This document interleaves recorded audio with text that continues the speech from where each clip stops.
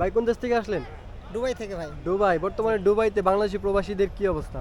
আলহামদুলিল্লাহ মোটামুটি খুব হাইফাই না, একদম নর্মাল না, মিডিয়াম কাজ পাচ্ছে সবাই? কাজ পাচ্ছে।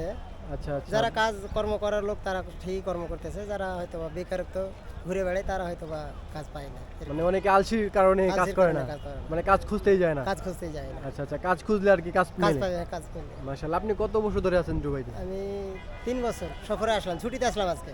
আচ্ছা, 3 বছর পরে আজকে ছুটিতে আসলেন। 3 বছর মাশাআল্লাহ, ছুটিতে আলহামদুলিল্লাহ।